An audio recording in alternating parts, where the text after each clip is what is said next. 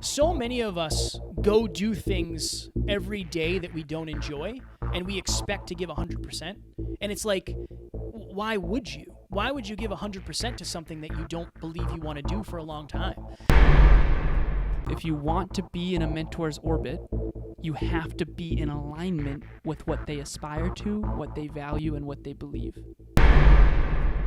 I am ready. Want to pull it up on All the right. screen? My family is important to me, and I really enjoy spending time with them, but they're definitely in the nostalgia bucket. How do I go about keeping my relationship and enjoying time with them while simultaneously trying to grow? I think it's valuable for you to schedule it. It's kind of like, it might not be something that's directly correlated with your core aspirations, but it's a core value, right? Maybe your family doesn't help you get to the next level, but they help you fill your cup. That, I think it's something to schedule. And I think this is the other thing too. Make sure you set boundaries. If you're a family-driven individual and that's just so important to you, make sure you set boundaries of like, hey, I'm going to come down on Sunday. I have from this time till this time, but I have stuff I have to do this weekend. Do you want me to grab food on the way? That would be my answer. My answer would be to schedule it just like you would anybody else. I think that we have this block around scheduling things. It's like, I know I do too. I have far less now, but it's like, Now you're like, I want to schedule everything. Everything needs to be scheduled, but that's because I know that I'll burn down. Great example. Matt is family to me. Matt is my brother. I went over there to pick up my fishing pole, 2 weeks ago. And we're talking about his real estate and the podcast and clients and speaking and traveling. Next thing I know, an hour and a half has gone by. Him and I look at each other and go, oh no, we jeffed it. He had somewhere to be. I had somewhere to be. If we scheduled that in, it might not have happened. And then this is the other thing. If you go see your family and things go off the rails and you regret it, you're far less likely to do it next time. So I think proactively scheduling it so you don't have to do it reactively is the way. I think in addition to what Kevin said, my answer would be dial up your truth a little bit. And the reason why, and we've done a lot of relationship talks, Emilia and I talk about that a lot because I've learned so much. There are a lot of couples who, and we usually ask this question, and we ask it pretty directly. And there was a couple, married couple, has a wonderful family. And we asked them sincerely, like, do you two understand each other at the deepest level? Meaning you understand each other more than anyone else understands you. And they both turned and said no. And they said, but we want to fix that. And this question was about, what do you do with spending time with family? I think a lot of people, and I'm guilty of this too, when you spend time with family, you revert to the old version. The version that they know, the version that's comfortable. I remember for the longest time with my mother and my sister, I would kind of go into little brother or little son mode. When in reality, I'm a grown man who's 32 years old, who quite frankly has a lot of value and knows a lot. And I think sitting in that truth, like not from an ego place, not from a I'm better than anyone thing. No, none of that. From a centered, this is who I am now place. So the truth dial, from 0 to 10, how truthful are you with your family? How authentically you are you with your family? If it's a 6, I'm not asking you to dial it to 10. I'm saying try to get to 7.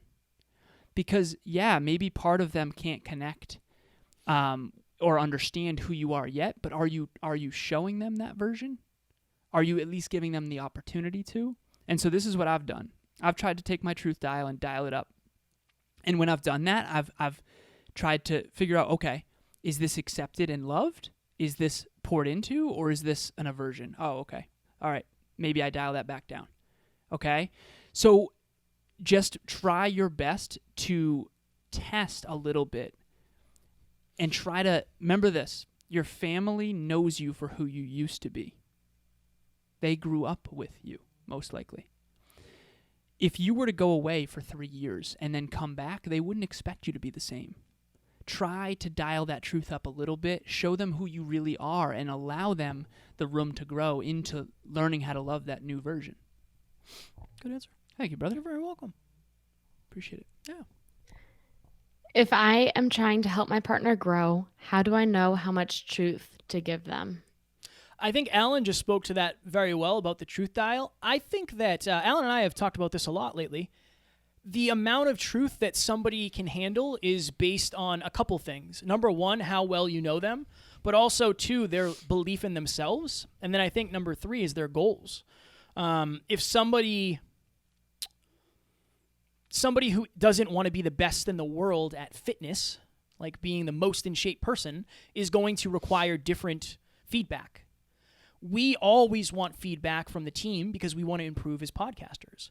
So I think breadcrumb, you start where you're at. What level of feedback do you think they can handle right now? And just maybe dial it back a little bit. I think it's just a test. It's a test. And then you can ask afterwards, like, hey, how did that feel? What do you want to do with that?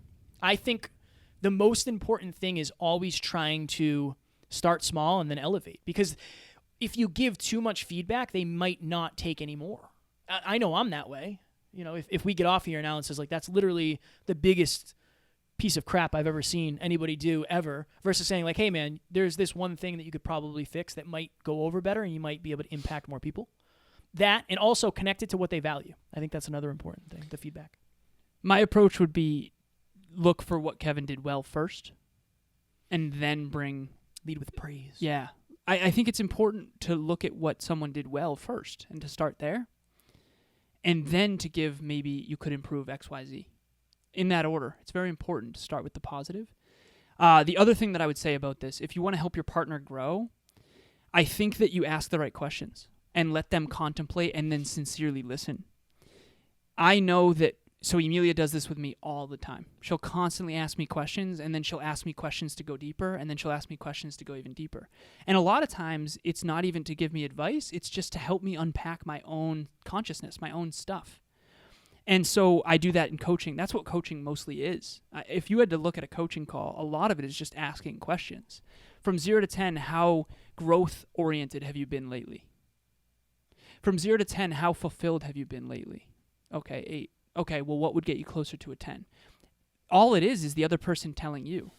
Remember this. If I'm sitting here and I tell you something, you can doubt it. But if I ask you a question and you tell me something, it's true. It's true for you. So ask the right questions if you want your partner to grow. And that's the thing. I think we ask people like how was your weekend? That's a great question. That's fine. But it's not like, so what's the next 2 to 5 years of your career going to look like? What do you hope it looks like? Like, see, those weird, challenging questions are going to, maybe it'll be taking people back, but it's like, oh, I never really thought about it. It's like, well, it's not just going to work out, so maybe we should think about it type of thing. The last piece I'll say here is if you feel like you can't be your authentic self with your partner, you're going to have to lean into who you are, because if it's already challenging now, like Kevin said earlier, you're going to need to really be proactive. Again, breadcrumbs are important. Don't throw the whole loaf, but it's really important to be consistent and persistent in the breadcrumbs along the way. Real quick, too, I want to add this. I think how do you do it? You do it vulnerably. I think that a lot of people try to... So think of it like this. That's a good analogy for this. Okay, your little son or daughter is riding their bike and they fall off. 2 things you can do. You can stand up above them and yell at them, or you can go down to a knee and say, oh my goodness, I'm grateful you're okay. I was just nervous. I'm sorry I yelled. I was just nervous that you were going to get hurt. I think if you lead with vulnerability, it allows a better connection. So instead of saying, I wish you would do this, you can say, I am afraid that we're not doing this together, or one of my fears is. I do believe that getting rid of the ego and speaking to somebody on their level versus speaking down to them is a great way to start. Super important. The relationship has to be stronger than the feedback. That's the one last thing I just wanted to say real quick before the next question. If the relationship isn't stronger than the feedback, Kevin said this earlier behind the scenes in the studio, he said some people will think that it's not your place. So if you barely know someone and they're not paying you to coach them, you don't just hammer a bunch of feedback. So the relationship has to be stronger than the feedback. Just remember that. I'm afraid to really lean into my truth because I know no one in my life is on the same path as me. Any advice on how to make that transition easier or less scary? You want to take this one first? Yeah, how to make it easier or less scary. I appreciate the question. And whoever asked this, I would say this, it is scary and it's not easy. How to make it easier or less scary. Number one, to make it easier is get a coach or a mentor or be in a community of people who are on the same path. So you've heard us talk about this many times, so I won't go deep into it, but core aspirations, core values, core beliefs. Core beliefs are who you used to be. Core values is how you show up now. And core aspirations is who you aspire to be. And we're all an amalgamation of those three. Find people who are just like you. People who aspire to what you aspire to. I actually think that's the most important of the three. If there's someone out there who aspires to be in the best shape possible, they are going to help you tremendously, and they're going to be on the same path as you, if that's your aspiration too. They're inherently on the same path. I used this analogy earlier. If Kevin and I want to drive to Colorado and we're going to the same destination, we can take the same car. No problem. If he wants to go to Wyoming and I want to go to Colorado, we have to part ways. We have to let the rubber band snap. Not because we don't love each other, not because we don't understand each other, but because I have to go one way and he has to go the other. And so that, to make it easier, get around people who have similar core aspirations. And it will be scary, but you have to have faith that it will be worth it. Yeah, that's a great answer. Also, you can start a movement. Like, one of the things is the people in your life aren't on the same path. Create something where a bunch of people on the same path can go. Again, at the beginning of this, Alan and I are blessed because we have so many people in our life that are doing amazing things, but we created this humbly, with humility. We created this community through the podcast, through the speaking, through the coaching. I know that's the longer term play, but that's what I would say. Like, if you create a community, if you create a movement with passion, you'll never not be supported. So I think that's the longer version, because I think Alan did a great job at the smaller tactics. Thanks, brother. Quicker tactics. Hello, my name is Dr. Tarryn MacCarthy, and I'm host of the Business of Happiness podcast. When I met Kevin and Alan 2 years ago, I had no idea of how much impact they would have not only on the success for my business, but also on my life. They've given me enormous perspective and true strategies, true tactics to take in my everyday business plan and in my life plan to make an even greater success. Kevin and Alan, thank you so much. I couldn't even begin to express my gratitude for all you've done for me. And if you're looking for similar mentorship, I highly recommend these incredible experts at the Next Level University. If you aren't sure what you are passionate about yet, how do you work through life giving 100% work related? It's a tough one. That's a tough one. I think, okay, you might not know exactly where you want to go or what you want out of life, but what you can do is focus on making small improvements every day. Like, you might not know where the top of the mountain is, but you can focus on making sure your next step is a little bit better than it was. And then I would check in with fulfillment. Like, on a scale of 1 to 10, how fulfilled am I, and when was I most fulfilled? I just want to make sure I'm answering the question. Yeah, that's. I just think it's so many of us go do things every day that we don't enjoy, and we expect to give 100%. And it's like, why would you? Why would you give 100% to something that you don't believe you want to do for a long time? Start figuring out, where do you give the most effort? Where do you get the most reward? And when do you get the most fulfilled? Find a way to do more of that. And I know people might think like, yeah, that's kind of a cop-out answer. Like, it's hard to do that. I know it is, but that's the only thing I've really seen bring happiness to people. Like, it's always the people who do what they love every day that are the most happy.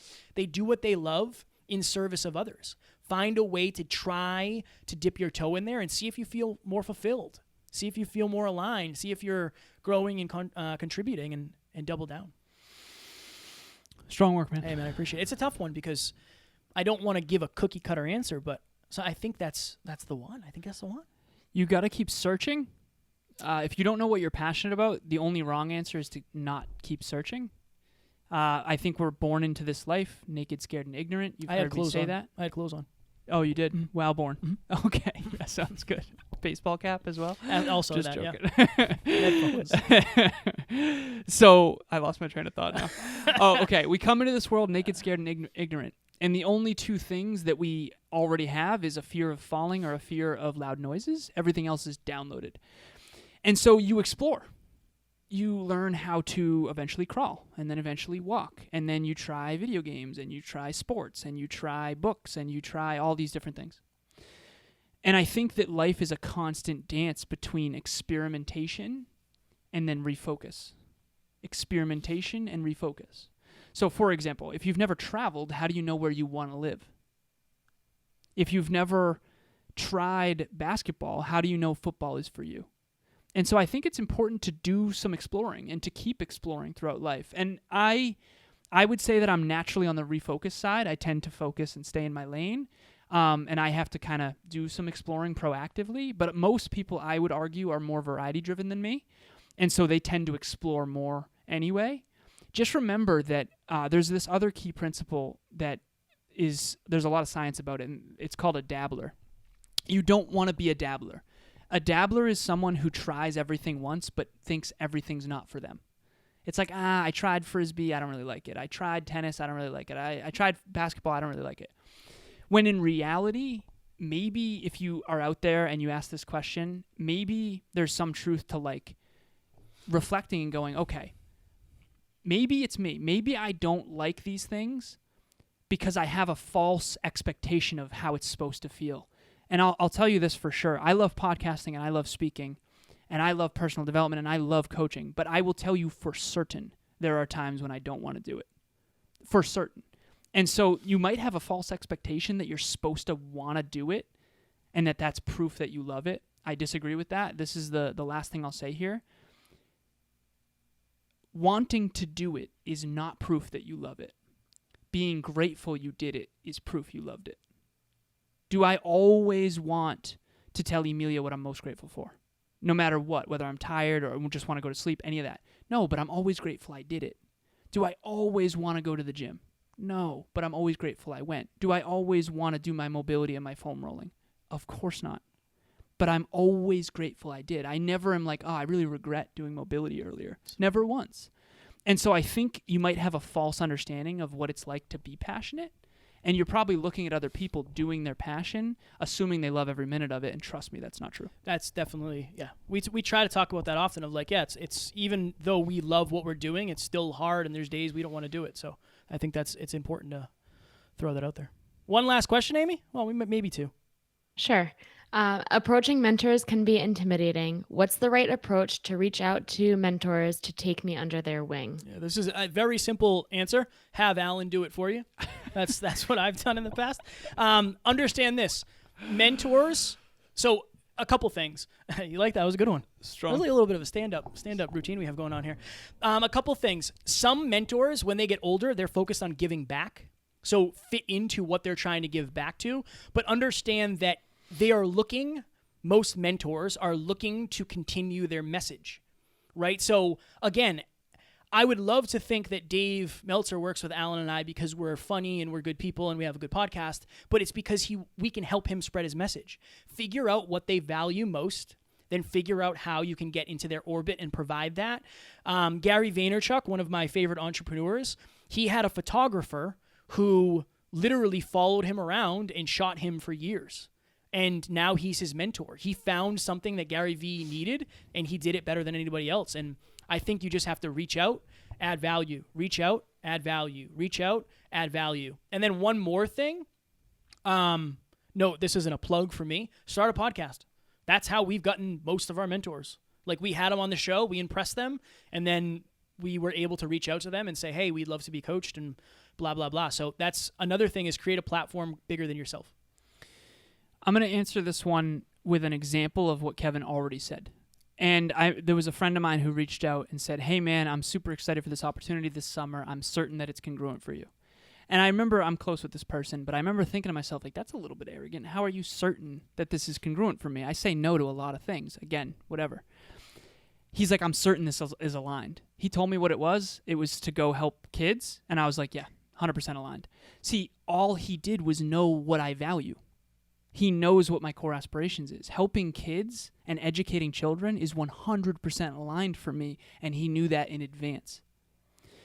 This is the truth. If you want to be in a mentor's orbit, you have to be in alignment with what they aspire to, what they value, and what they believe.